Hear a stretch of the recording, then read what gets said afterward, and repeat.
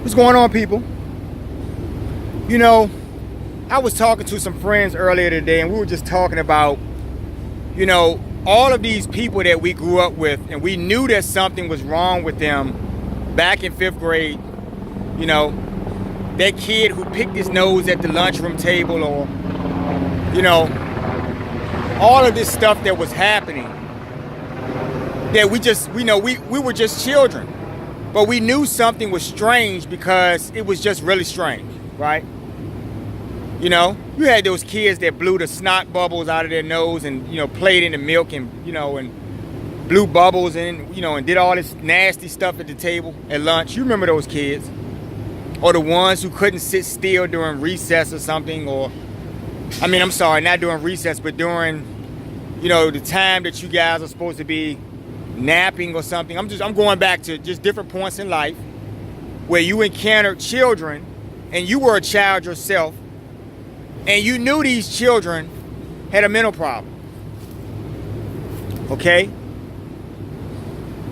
Fast forward a couple of decades. Now you're in the workplace and you're looking at the same exact people from 5th grade. They even look the same a little bit, right? Little facial hair, little gray hairs or something, but they're the same person, same asshole. And now you're playing psychiatrist. Now you're at work trying to figure these people out and trying to figure out how to keep your sanity for an 8-hour shift or more. In a nutshell. So today we're going to talk about these very people. In the different aspects of, how they affect you on the job and why. Maybe we won't conclusively just figure out why they're doing the stuff they're doing. Obviously, they have a mental problem, and they have many reasons. They have many motives, folks. But, for the most part, you won't be able to discern their problem. You won't be able to figure out what's going on, right? And why you're the target from these people. And this is why we're getting in this conversation today. All right? So I talked about stalking narcissistic bosses. We've talked about this many times, covered this in every video just about, because these are the master planners, okay? These are the people who are the push, behind these flying monkeys and all of the anal retentive co-workers you have. The people who are going to empower them and make them feel like, yeah, I can do this shit, right? I can harass this person, right? And you'll see this every day. These crazy ass people, some situations, and I've talked about the lunchroom stalkers, the narcissistic bosses who stalk their subordinates at lunch or at work. And I've talked about the games they play, where they'll gaslight you and spin you around in circles, during a busy work day or something. When you really need their help or support, it's not available. And you should have known that. You're dealing with narcissists, folks. You should know that.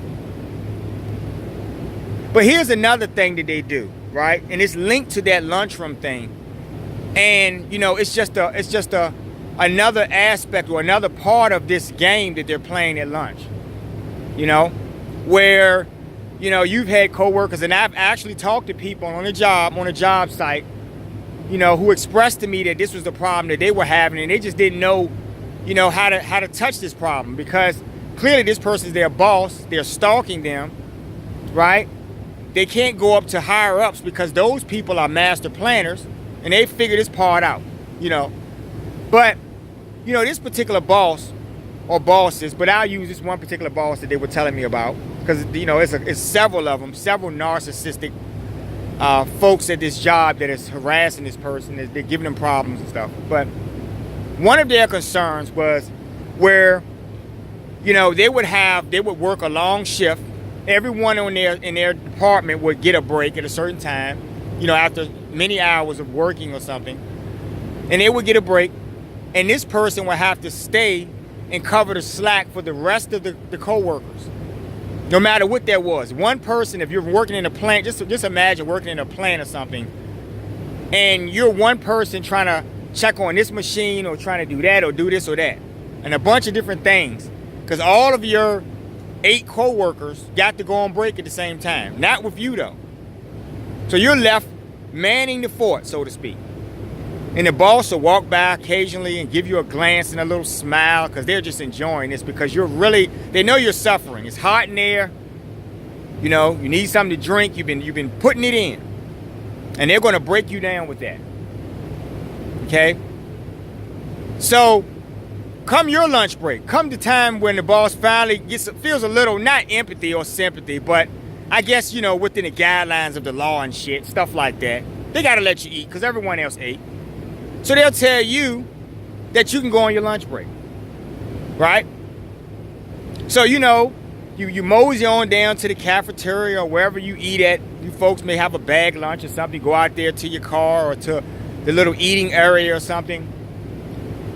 And before you can open up or unwrap that sandwich or, you know, take a sip of that soda or whatever that apple or whatever you're going to bite into or whatever, they'll come up to you and they'll say, did you get this, and that done? They'll have a list. They'll pull out a list.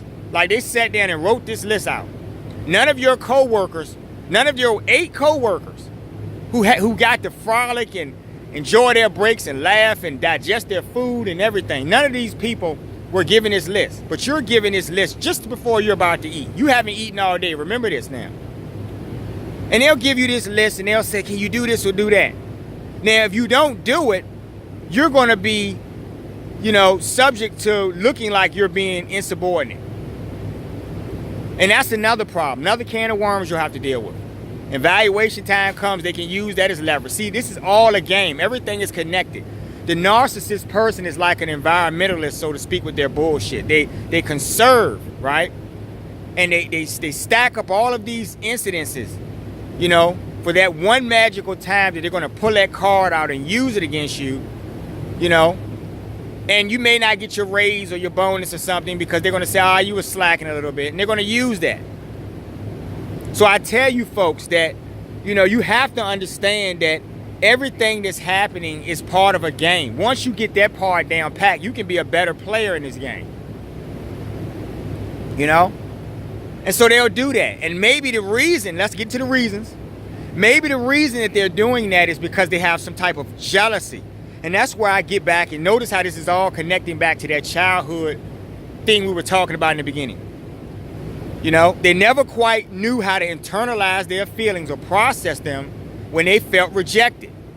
Now, never mind the fact that these people are stark raving idiots, stark raving assholes. You, right, no matter if they're your boss and that's a conflict of interest, I like to say COI for short, but no matter if that's a COI situation, they want you to pay attention to them for some reason. Maybe they're looking to sleep with you. I talked about these predatory bosses, right, who use the leverage of their power to coerce women into giving them sex and stuff. You know, and it's a reason for it. When they're coming at you like that, you're hurting their feelings, or maybe they've seen you with another coworker and they're jealous. They're just completely jealous. You know, pay attention to how they treat that other coworker. If they like that person or not, they probably don't, because that person is getting in the way of a bigger plan that they have in place, right? For you. So, you know, you'll find yourselves not getting to have that lunch with the few friends that you have at this job, because everyone is your enemy there. And all of the 8 assholes got to sit together and laugh and enjoy themselves. But when it's time for you to have your lunch break, all of a sudden, you know, you're going to have to do it alone, because they're going to make sure that you don't have enough time allotted to meet up with these different coworker friends and have lunch. You know, the one time of the day you have for yourselves when you've been working all day and putting in a hard day's work, and you just want to sit down and relax, get something to drink or something, have a bite to eat, you know, before you have to get back to this bullshit and smell this air and breathe the same air as these assholes. That's all you want. But that's something that you want. You get what I'm saying, folks? That's something that you want. And that is why the narcissistic boss is going to take that from you. See? Right? They're going to take it from you as best as they can. You know? And you'll find yourself every day realizing that they're trying to keep me from eating with these people. Like children, though. Using the leverage of their job and the power of their, and their authority to keep you from doing something that basic functioning co-workers and adults who have a job get to do every day. All around America, all around the world. People are working all around the world.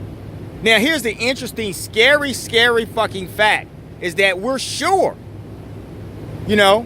and really, I don't have a rough figure in front of me, but I can speculate and be confident in my speculation that, around the world, there are bullshitters and assholes and narcissists in these positions at work who are doing the same thing.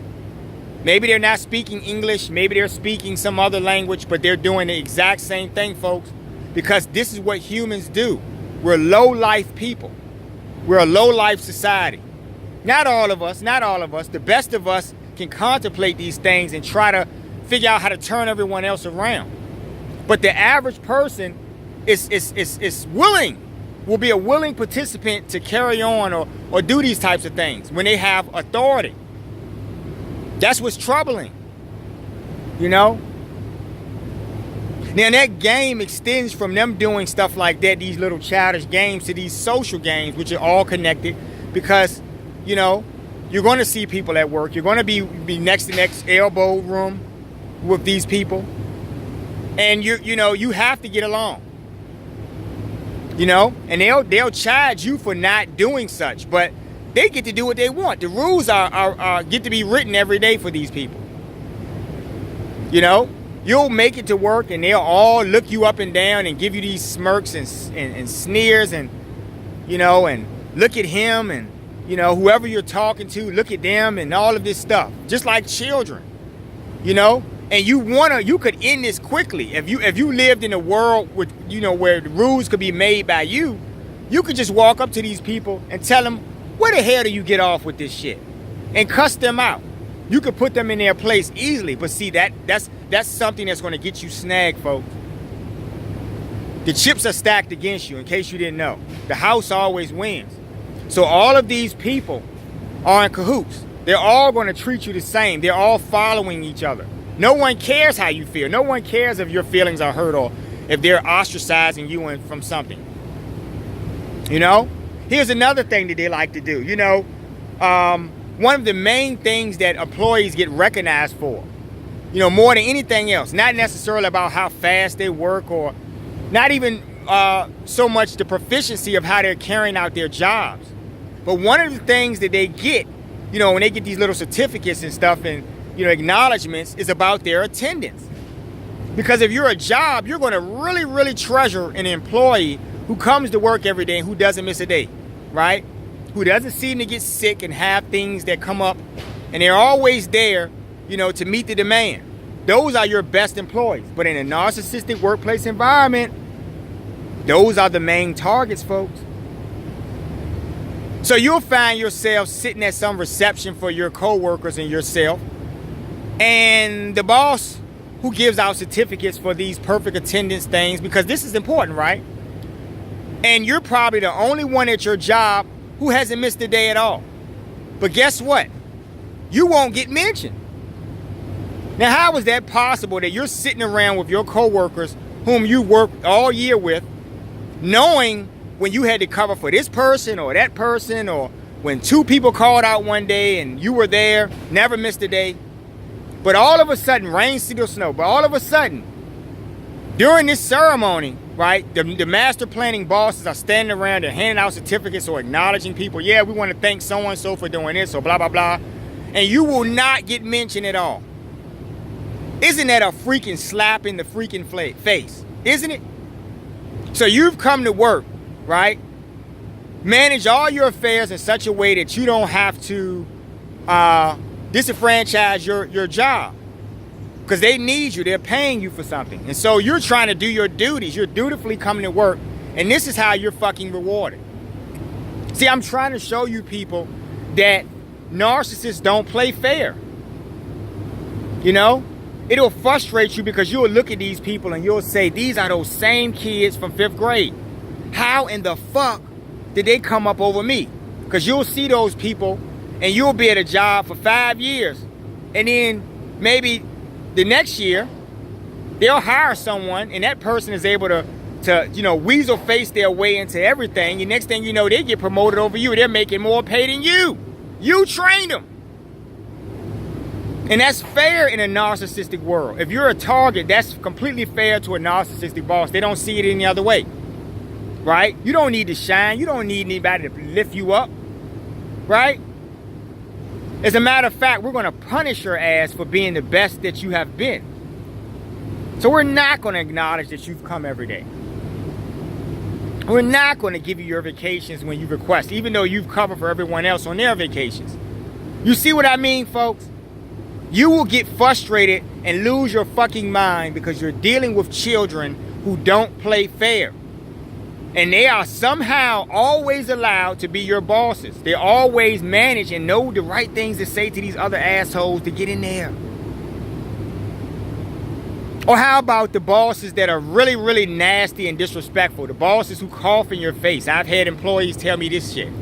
You know, some boss who's jealous or wants to sleep with some woman or something at a job and she's not giving them the time of day because she just wants to get a paycheck and go to work and go home or something.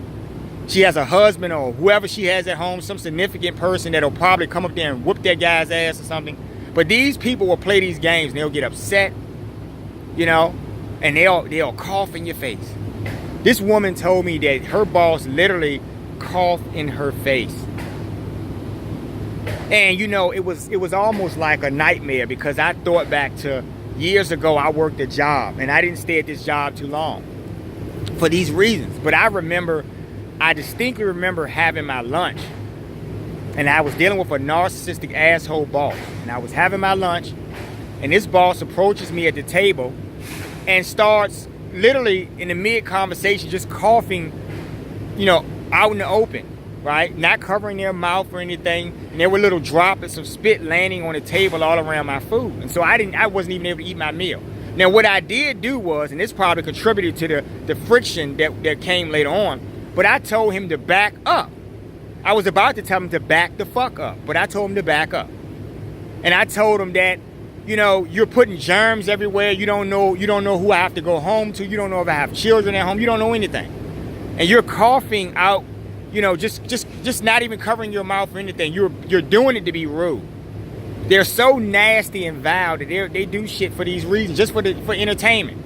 Now, what they don't anticipate is that maybe you may Jackie Chan their ass one day. I recommend you don't do that, folks. You don't want to go out of handcuffs, but it could happen. Has happened. And then when you do that, they'll cut and run. They'll be hauling ass somewhere, right? Fearing for their lives or something. But they did something to you. You get what I'm saying? I've seen jobs where employees have brawled, right?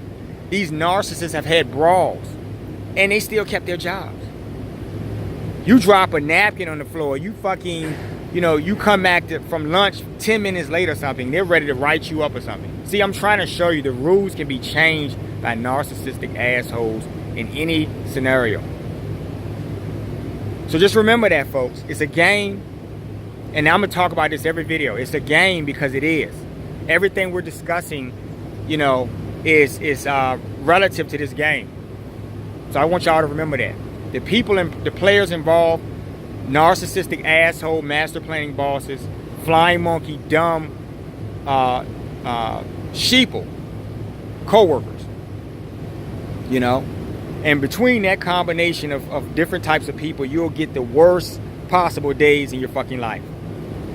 So just remember it's a game, and you can adjust yourselves and play more effectively. I love bad behavior, people. But what I don't love is realizing that all of those 5th graders whom I couldn't stand, whom got me sent to the office many a day for whipping their ass, the bullies, the assholes, they're now people's bosses now. See? And that's why I couldn't stand that environment. So I recommend you Get your exit plan together. Get the hell out. Like, share, subscribe to my channel. Pick up my book on Amazon. Pick it up on my website, thinkbehavior.info. And we'll be talking again. Y'all have a good one.